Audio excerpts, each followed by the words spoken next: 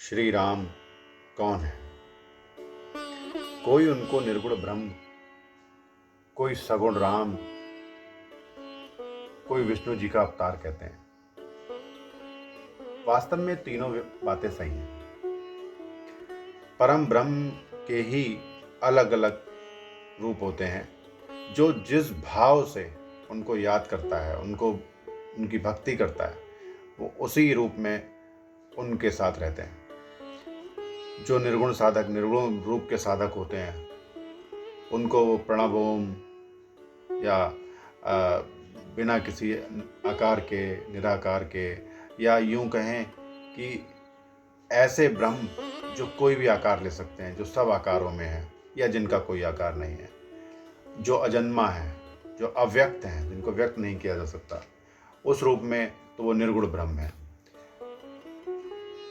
भक्तों के प्रेम वश होकर वही निर्गुण वश, वही निर्गुण रूप, वही निर्गुण परम ब्रह्म सगुण रूप में सामने आते हैं।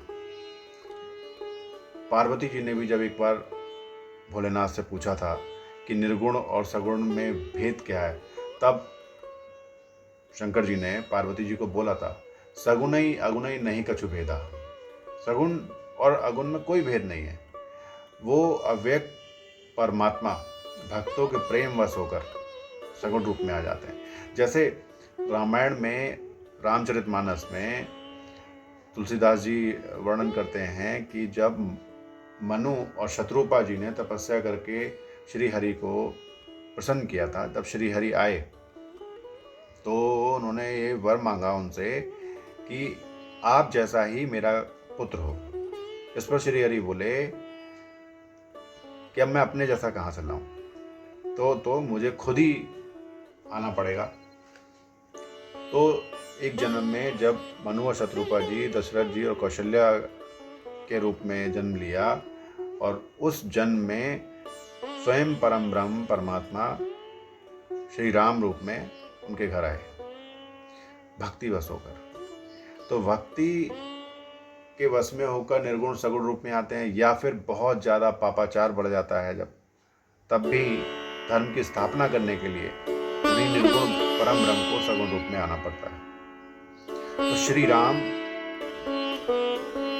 कौन है, इस बारे में हमको कोई भ्रम नहीं होना चाहिए।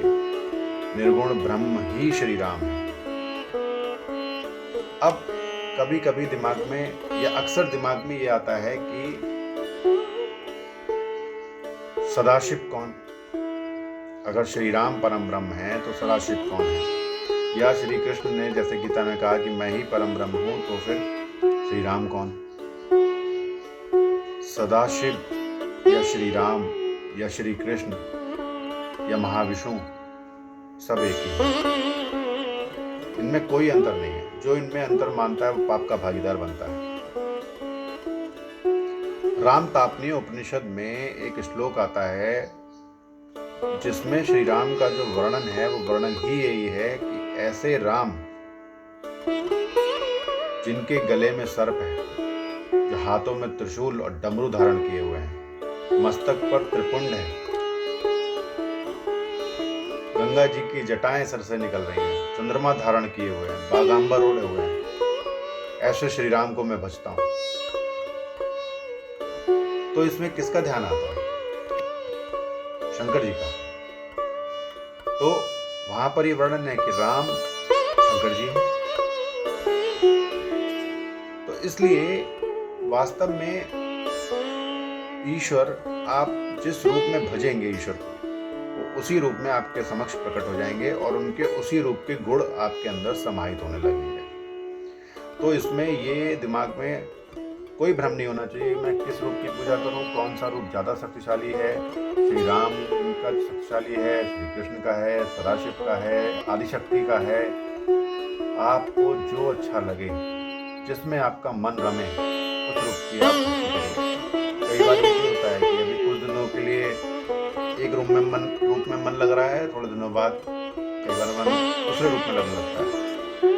उसमें भी कोई अंतर नहीं। जिस वक्त, जिस भाव से आप जिस रूप में प्रभु का भजन करना चाहें, उनको याद करना चाहें, उनकी पूजा करना चाहें, आप करिए।